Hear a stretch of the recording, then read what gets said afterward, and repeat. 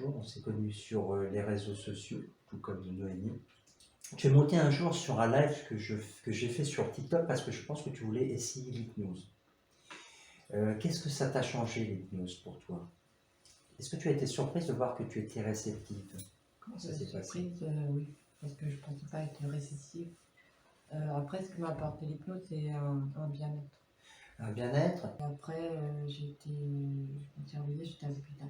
D'accord, donc là jusque-là, tu as eu mal, mais tu n'as pas vu de sortie extracorporelle, tu n'as pas vu de tunnel. Quand est-ce que ça s'est passé que tu as vu ce tunnel? Qu'est-ce qui s'est passé à un moment donné? C'est au moment où je suis tombée dans le coma. D'accord, c'est-à-dire que l'accident, tu as eu de la souffrance physique, tu étais consciente que tu avais eu de la douleur, mais à un moment donné, le choc a été tellement violent que tu t'es retrouvé à l'hôpital, et à l'hôpital, tu es tombé dans le coma. Comment tu le sais que tu étais dans le coma? Parce que je me revois avec des tuyaux qu'on s'acharne autour de moi. D'accord, Ouais, tu veux dire qu'à ce moment-là, tu es sorti de ton corps? Tu t'es vu à l'extérieur de toi. C'était la première fois que ça se produisait? ouais. Qu'est-ce qui s'est passé dans ta tête? Est-ce que tu as compris tout de suite que tu étais à l'extérieur de ton corps? Non, sur le coup, non, parce que j'étais. C'est comme ça, en fait, je regardais la télé. Si on regardait un film, en fait. D'accord. Jusqu'à ce que je réalise que la personne allongée, c'était moi. D'accord. Et comment tu sais que finalement, c'était pas peut-être les médicaments, les tuyaux, les produits que te donnaient les médecins, ou que c'était un rêve ou un cauchemar? Comment tu sais que c'était quelque chose qui n'était pas comme d'habitude? Qu'est-ce qui s'est passé? Tu avais ce moment de conscience, tu étais hors de ton corps, mais tu étais parfaitement conscient. Tu arrivais à analyser ce qui se passe en fait. En fait, j'ai analysé, mais c'est pas que je m'en foutais, mais j'étais bien, en fait. Est-ce que tu étais bien au point que tu n'avais pas spécialement envie de revenir? Non, j'avais pas du tout envie, parce que la douleur que j'avais ressentie sur le coup, ben, en fait, là où j'étais bien. D'accord. Si j'étais neurologue et que je te dis, mais c'est dans ta tête, en fait, tu as des substances qui sont libérées dans ton corps, et tout ça, c'était un petit peu comme un rêve, peut-être les médicaments, comment tu pourrais lui dire que non, tu es sorti de ton corps, mais tu as vu des choses, des détails, des précisions qui t'ont marqué, qui ont même peut-être marqué les médecins, tu leur as peut-être dit par la suite. Est-ce que tu leur as dit que tu étais sorti de ton corps? Alors, elle me croyait. Après, pour eux, c'était assez habituel. Tu veux dire que tu n'es pas la première Je suis pas personne la qui a première. raconté que tu étais sorti de ton corps, et comment ils le percevaient? Est-ce que pour eux c'était simplement juste quelque chose qui était euh, une réaction, on va dire, neurologique, ou non, ça dépassait ce cadre-là? Ils avaient conscience. Non, ça dépasse. Ça dépassait pour eux, il y avait vraiment autre chose dans le corps médical, Ouais. ils On avaient peut pas conscience qu'il y avait autre l'expliquer, chose. mais il y a autre chose. Il y a autre chose. Et ils l'acceptaient ou ils faisaient semblant de jouer le jeu pour que quelque part ça te rassure? Je sais pas, je pense qu'ils déjà ils m'écoutaient. Ok, t'écouter. Et qu'est-ce qu'ils ont dit quand tu as dit que tu avais vu ce tunnel? Qu'est-ce que tu as vu d'ailleurs? Rappelle-toi ce que tu as vu de l'autre côté. Tu t'es vu décorporer de ton corps, tu t'es vu avec les tuyaux, tu as vu le personnel médical, tu as pu l'identifier précisément. Et c'est peut-être ça qui fait la différence, c'est-à-dire que en fait que tu ne rêvais pas, c'est que tu voyais les détails, c'est ça. Il y a des choses que quand tu es revenu au conscient, tu as reconnu, que tu avais vu en décorporation, que tu as reconnu. J'ai reconnu le personnel qui était autour de moi. Je n'avais Le pas vu le personnel. Le personnel qui était Alors autour que de tu moi. ne l'avais pas Je vu. n'avais pas vu. D'accord, donc tu ne peux pas avoir inventé, c'est pas possible. Qu'est-ce qu'a dit l'infirmière quand tu es sorti ou le médecin que tu lui as dit que tu avais vu des choses de l'autre côté? Elle a été surprise. Elle était surprise? Elle a été surprise. Et pourtant tu m'as dit que d'autres le voyaient. Mm. Et elle était surprise dans le sens critique ou Non, à parce que j'ai l'écoute? pu lui dire où elle se trouvait exactement, ce qu'elle faisait. D'accord, tu as pu lui donner des détails précis de ce qu'elle faisait alors que tu ne pouvais pas la voir puisque tu étais dans le coma à ce moment-là. Qu'est-ce que tu as vu de l'autre côté? Rappelle-toi. Tu m'as dit que c'était une lumière, un tunnel. Qu'est-ce qui s'est passé de l'autre côté? Alors non, moi j'ai pas vu un tunnel. J'ai vu une aspiration. Enfin, c'est comme ça, on aspirait, mais c'était très lumineux, très. une lumière. Ouais, comme si je volais, quoi, qu'on m'amenait vers le haut. D'accord, un peu comme dans le film Ghost, tu t'es senti décorporé de ton corps, tu sais, dans Ghost avec Patrick Swayze, on le voit à un moment donné sortir de son corps. Il y avait un peu cette notion, tu te sentais aspiré vers quelque chose, une lumière, C'est un peu ça. ça. Je voyais des. Comme ça, en fait, c'est ma vie qui défilait. Je voyais des scènes. Et conscient comme ça, c'est vrai que c'est. Mais j'étais bien. Est-ce que tu trouves Je d'ailleurs que réfléchissais pas. est-ce que tu trouves que ce film Ghost représente très très bien la vérité de est-ce que ce film représente ce que peuvent vivre les gens qui se décorporent en fait? Est-ce qu'il est assez proche finalement ce film? Ou est-ce que c'est qu'un film? Je dirais que c'est qu'un film. C'est qu'un film. Est-ce qu'il y a des moments dans ce film qui correspondraient quand même à des choses qui s'en rapprochent? De vouloir communiquer avec les gens qui sont en bas, oui. Ouais, d'accord. Donc tu t'es senti aspiré vers cette lumière. Est-ce que tu as vu des gens dans cette lumière? Quand j'ai été aspirée sur le coup de non, c'est qu'après. D'accord. Et tu as vu qui? Normalement. Elle était comment ta maman? Elle te faisait signe, elle te parlait Non, elle m'attendait, mais c'était pas. Elle m'attendait, en fait. elle t'attendait, et pourtant c'était pas ton heure. Non. Est-ce qu'elle a compris que c'était pas ton heure? Ben, Et qu'est-ce qui s'est passé quand elle a compris que tu ne viendrais pas la rejoindre? Qu'est-ce qui s'est passé quand elle a compris que tu ne la rejoindrais pas? C'était pas le moment de la rejoindre. Est-ce qu'il y avait d'autres personnes d'ailleurs avec elle? Tu te rappelles plus? Ok. On va simplement se mettre ta hypnose. Comment tu te sens? Perturbant tout ça?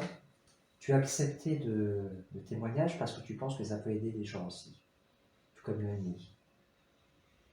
Fixe le pendule, tu vas sentir que tes paupières vont commencer à se fermer, tête lourde et pesante, cet état de fatigue qui t'envahit à un moment donné.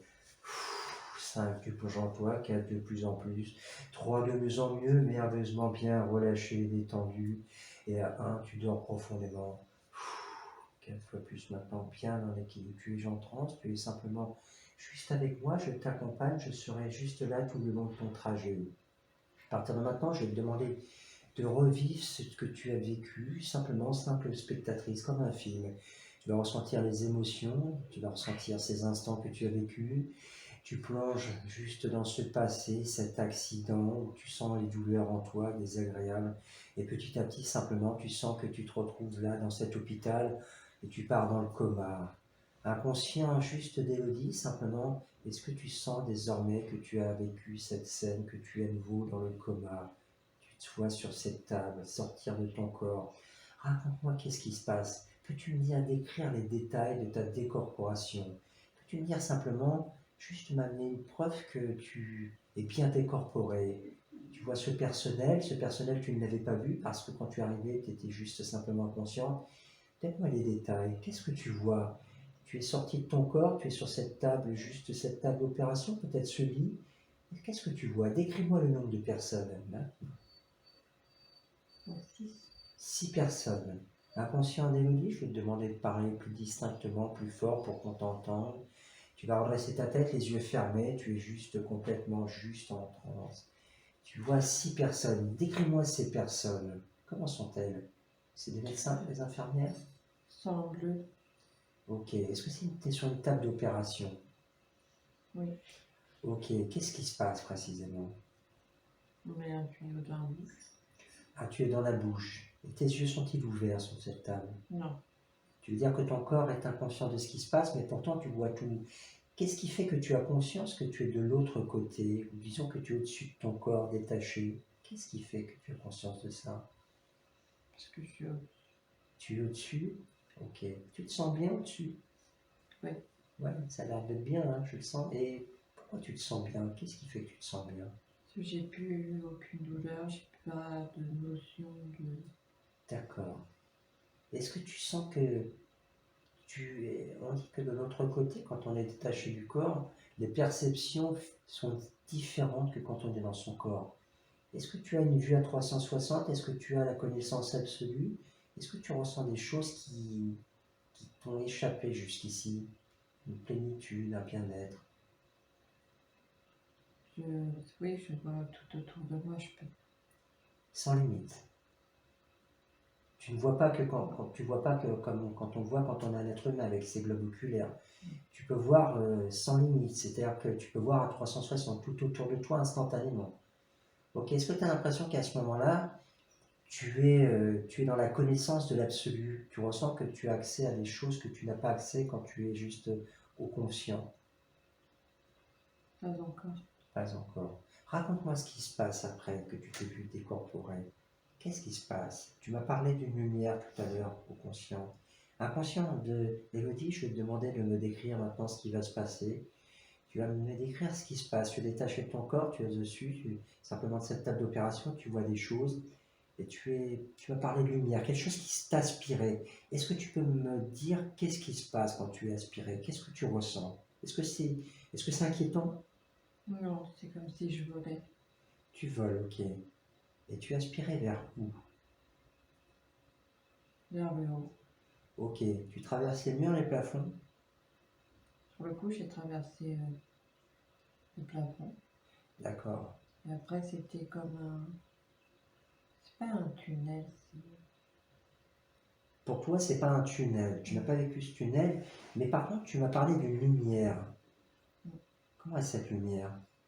Elle est étincelante, brillante. Elle fait mal aux yeux? Non, Ok. Et qu'est-ce qui se passe dans cette lumière? Qu'est-ce que tu vois autour de cette lumière? Est-ce que c'est flou? Il y a des parois? Il y a des... non, je vois ma vie défiler. Tu vois ta vie défiler? Ouais, Dans cette lumière? dans ce passage. Dans ce passage? Et sous quelle forme ça défile? Sous forme de film, de pensée? Comment ça défile? De film, des petits bouts de film. Des petits bouts de film? Ok, tu revois toute ta vie. Des instants agréables comme des instants désagréables? Les deux. Les deux, ok. Et qu'est-ce qui fait qu'à un moment donné, tu te rapproches de cette lumière? Qu'est-ce qui fait que tu vas dans cette lumière? Est-ce que tu vas dans cette lumière? Je suis aspirée, on m'emmène en fait. D'accord. Et qu'est-ce qui fait que tu es revenu? Normalement, D'accord. Qu'est-ce qui fait que tu es revenu de ta maman? Et pourquoi? c'était pas fini pour moi ici.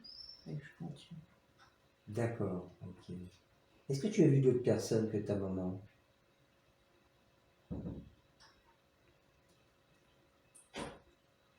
Mon grand-père, Ok. Comment ça s'appelle?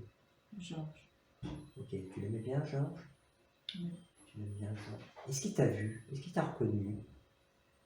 Oui. Qu'est-ce qu'il t'a dit? Pas parler, c'est ma maman qui a parlé. D'accord. Est-ce que tu as senti simplement qu'il était là, bienveillant, Georges? Oui. Ok. Il parlait par télépathie, par pensée? Par pensée. Comment physiquement ils étaient de l'autre côté? En pleine forme, beau? Ils étaient étincelants, ils étaient bien. Bien. Est-ce que leur mission, c'est d'attendre que nous autres, nous arrivons de l'autre côté, ou est-ce que leur mission, c'est simplement d'être là quand on en a besoin, ou peut-être simplement, ils ont quelque chose à faire de l'autre côté? Qu'est-ce qu'ils font de l'autre côté, ces personnes qui nous ont quittés? Ils sont où? Ils ont plusieurs missions. Ils ont plusieurs missions? Mm. D'accord. Tu peux me parler peut-être d'une mission qui te vient à l'esprit? De nous guider. De Nous guider. de nous guider? D'accord. Tu veux dire que nous-mêmes, nous serons peut-être amenés à être des guides quand nous passerons de l'autre côté? Oui. D'accord. Mais nous allons passer notre temps à être des guides ou nous aurons une autre mission? Est-ce que c'est une mission qui a pour rôle de nous faire évoluer nous-mêmes de l'autre côté? Oui. D'accord. En fait, c'est une notion de passation. C'est-à-dire que ceux qui partent deviennent des guides pour évoluer eux-mêmes jusqu'au moment où on est né, où ceux qui sont passés deviennent à leur tour des guides. C'est ça? C'est la chaîne logique. Ok. Alors, qu'est-ce qui fait que tu es revenu sur Terre? Pourquoi tu n'es pas parti de l'autre côté? Parce que j'avais pas fini ma mission sur Terre. Ok. Cette notion de mission qui revient souvent. Quand tu dis mission, mission de vie ou mission autre? Mission de vie. Ok. Mission de vie. Très bien. Je vais te demander simplement de savoir si cette expérience était agréable à vivre. Est-ce que c'est tellement agréable que des fois on hésite même à revenir? On a du mal à revenir sur Terre. Ce qui ressort qu'on a du mal à revenir tellement c'est agréable à côté. Ouais, ça a l'air très très bien à côté. Je vais prendre ta main simplement, je vais te ramener ici dans ta mission de vie sur Terre. Sentir que le moment venu, chacun d'entre nous aura ce passage à faire. Petit à petit, simplement, tu redescends. À 1, tu vas commencer à prendre conscience que ton corps est là, ta respiration à 2 s'est accélérée, le battement de ton cœur aussi. Et 3, tu vas te rappeler de tout, vraiment les détails, tu vas être bien. À 4, tu n'auras qu'une envie, c'est continuer ta mission sur Terre. Et à 5, tu vas te réveiller ici maintenant en pleine forme. Ça va? Ça va. T'as l'air secoué, hein? Oui. C'est étrange de retourner voir un petit peu ce qui s'était passé. Désagréable ou agréable? Agréable. Agréable. Ok. Merci, Élodie. Merci.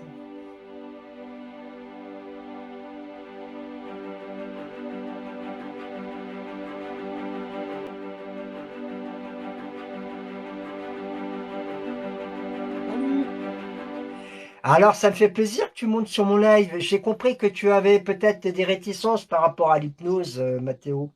Alors non, en fait, pas du tout, je t'explique. J'ai eu un très, très grave accident. Quand? En septembre, j'ai fait un arrêt cardiaque, un arrêt cardiovasculaire. Et pourquoi tu m'as pas appelé, Mathéo? Et parce qu'en fait, je pouvais pas. Je pouvais pas parce qu'en fait, j'avais pas de téléphone, on me l'avait pris. Je me suis fait voler des vêtements, je me suis fait voler mon téléphone. Et je me suis Tu fait as ta voler les caméra, écouteurs Mathéo? sans fil. Oui. Et ta caméra. En fait, si tu veux, j'étais dans la rue. Je marchais tranquillement, j'allais au bar tabac parce qu'en fait, j'avais fait un pari sportif et je l'avais gagné. Du coup, voilà. Et en fait, devant le bar tabac, en fait, je suis tombé. J'ai juste eu le temps de m'asseoir, d'appeler mon meilleur ami. Je lui ai dit, si tu viens pas, tu me revois plus. Je lui ai dit ça comme ça. Donc, il a hésité à venir. Finalement, il est venu et quand il est arrivé, j'étais inconscient sur le sol, mort. Clairement, j'avais le cœur battait plus du tout. Donc, il m'a fait un massage cardiaque. Ensuite, les pompiers sont arrivés. Ils m'ont choqué 7 fois pour me réanimer. Et ils étaient même pas sûrs que ça tienne. Donc ils m'ont réanimé 7 fois. La 7e fois, c'était à peu près stable. Donc ils m'ont envoyé directement par hélicoptère à l'hôpital de Limoges, où j'ai été mis en réanimation. Et après, ils m'ont transféré à Tours, dans le service de réanimation. Et là, je me suis fait opérer du cœur. Donc on m'a changé la valve, on m'a enlevé la valve aortique, on a mis la valve pulmonaire à la place. Et à la place de la pulmonaire, on m'a mis une valve de cochon, je crois. Donc ça, c'était la première opération qui a duré 12 heures. Et le lendemain où ça m'est arrivé, j'ai fait un autre trouble du rythme, sauf que cette fois-ci, le cœur est descendu très bas. Et là, le pacemaker, il n'a pas pu déclencher. Je suis revenu tout seul, moi-même, comme j'ai pu en fait. Mathéo, tu as quel âge? J'ai 19 ans, je vais avoir 20 ans. Mais il faut que je te dise quelque chose en plus parce que, en fait, du coup, après l'opération du cœur, la plus grosse, ils m'ont plongé dans le coma. J'ai fait 2 semaines de coma. Et pendant le coma, le chirurgien est venu voir mes parents. Il leur a dit, écoutez, moi je fais pas de miracle et je peux pas vous garantir que votre fils il va revenir. D'accord. Est-ce que tu as vu quelque chose de l'autre côté, Mathéo? Oui. Alors en fait, ce qui s'est passé, c'est que pendant mon coma, je suis sorti de mon corps clairement parce que je cherchais de l'aide en fait. Et donc du coup, je suis allé à plusieurs endroits, je suis allé voir plusieurs personnes. Je suis allé en Belgique, je suis allé en Suisse, je suis allé au Canada. Je suis resté en France aussi parce que je sais que j'avais beaucoup de personnes en France et je suis allé en Espagne. Parce qu'en fait, dans tous ces pays-là, je sais qu'il y avait des gens qui pouvaient m'aider, si tu veux, à revenir clairement, enfin, à revenir dans mon corps et à m'aider à m'aider à faire mon choix, en gros. J'étais pas forcément perdue, mais J'étais perdue dans le sens en fait où je savais pas si je devais rester. Parce qu'en fait, j'avais fait clairement mon chemin de vie, j'avais fait ce que j'avais à faire en gros, tu vois. Ou si je devais rester. Et c'était à moi de prendre la décision et personne ne pouvait la prendre à ma place. Et tout le monde me l'a dit en fait. Je me souviens de certaines choses en étant dans le coma. Je suis allé voir beaucoup de personnes et je me souviens de certaines qui m'ont beaucoup aidé en me disant écoute Mathéo, t'as fait ton chemin de vie, mais c'est à toi de choisir si tu reviens ou si tu préfères partir. Et, euh, et j'ai beaucoup réfléchi et en fait il y a un moment je suis arrivé et j'ai vu ma famille. Il y avait ma mère et ma sœur qui étaient à côté de moi sur le lit. Donc j'étais encore, en fait, si tu veux, j'étais encore vivant, mon cœur était vivant, mais moi j'étais plus dans mon corps en fait. Et du coup, je les ai vus. À côté, j'ai vu mon meilleur pote et mon père. Et, et j'ai réfléchi et je me suis dit, en fait, je peux pas les laisser aussitôt et je peux pas partir aussitôt. Je peux pas partir tout simplement parce que eux, ils ont encore besoin de moi. Même si moi, j'ai plus rien à faire sur Terre, eux, ils ont encore besoin de moi et moi, j'ai encore besoin d'eux, l'air de rien. Ça reste mes parents et mes amis et ma famille. Donc du coup, j'ai pris en fait moi-même la décision de revenir. Et quelques jours après, j'étais réveillé normalement, sous Mathéo, respirateur, etc. Mathéo, tu sais ce qui t'a fait revenir, hein? Oui, C'est l'amour. oui, oui, oui, Je suis pas le totalement. seul, parce Et que les gens ben, sont C'est paumés hein, quand ça leur oui, arrive. complètement. Ils ont ressenti des choses très fortes. C'est même souvent, des fois, ils veulent pas revenir parce que de l'autre côté, c'est beaucoup mieux. Ils sont paumés et je voudrais croiser l'hypnose avec les NDE. Tu vois, Mathéo, simplement juste fixe le pendule. Fixe le pendule, Mathéo. Plus tu fixes le pendule, plus tu sens que ton corps s'apaise. Tes paupières sont de plus en plus lourdes, tête lourde et pesante. Tu sens cet état de fatigue qui t'envahit. Peut-être que tu vas entendre juste le son de ma voix. Et simplement à mon soufflement, à mon claquement de langue, tu vas plonger en toi. Dormir. 5, tu plonges en toi. 4, de plus en plus. 3, de mieux en mieux. 2, tu glisses en toi comme dans un toboggan, merveilleusement bien relâché, détendu. Et juste toutes les tensions de ton corps, tout ton bien-être vont juste se libérer en toi. Tu es juste hors du temps. À partir de maintenant, inconscient de Mathéo, tu vas pouvoir les yeux fermés t'exprimer normalement, parler normalement, les yeux fermés. Je vais te demander d'imaginer simplement que tu vois de l'autre côté cette lumière. Est-ce que tu peux me la décrire, Mathéo? Comment est cette lumière? Dis-moi. Elle est belle. Ok. Qu'est-ce que tu vois dans cette lumière, Mathéo? Est-ce que tu vois des ombres, des personnes qui Oui, t'attendent? Ok. Je vais te demander de te rapprocher de cette lumière, Mathéo. Rapproche-toi de cette lumière. Qu'est-ce que tu vois? Décris-moi la lumière que tu vois, Mathéo. Quelle couleur elle a? Est-ce que tu vois des ombres, des personnes? Décris-les-moi. elle est jaune. Ok. Est-ce que c'est un beau jaune? Oui, Ok. Et qu'est-ce que tu vois d'autre, Mathéo? 3 personnes. Ok. Quelles sont ces 3 personnes que tu vois?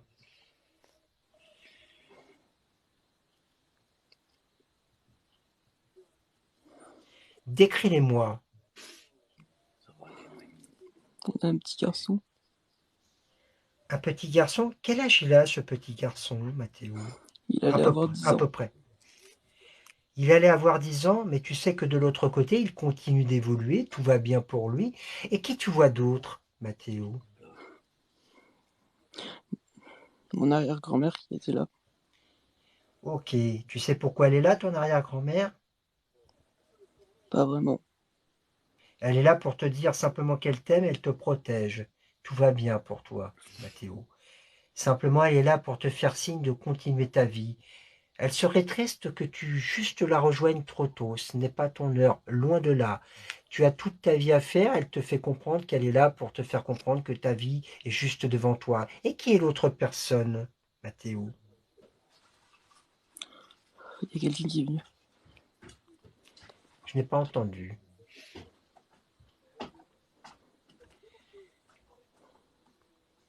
Mathéo, Oui, ferme les yeux. Ferme les yeux. Dors profondément. Qui est la troisième personne, Mathéo? Mon frère, jumeau. Ok, comment s'appelle-t-il? Je sais pas, je l'ai pas connu. Et comment est-il dans ton esprit, ce jumeau? Présent, omniprésent. Mathéo, une question. Quel était ce petit garçon qui avait 10 ans? Qui était-il? Le meilleur ami de mon frère. À partir de maintenant, simplement, tu vas juste réincorporer ton corps, ton esprit, et simplement, au compte de 3, tu vas revenir au conscient parmi nous, juste plus serein, plus épanoui, plus en confiance. À 1, à 2, à 3, tu travailles maintenant complètement juste libéré de toutes ces peurs. Il y aura les jours avec et les jours sans. Les amis qui retourneront leur veste en un rien de temps. Des jours de peine qui nous enchaînent et les tourments. Les amours chiennes. À l'âge où l'on renie son père témoignera. Et moi je ne ferai pas de manière, pas de cinéma. Tu me diras merde, des claques se perdront, c'est comme ça. Je faisais la même. Tu seras peut-être pas le meilleur, mon fils.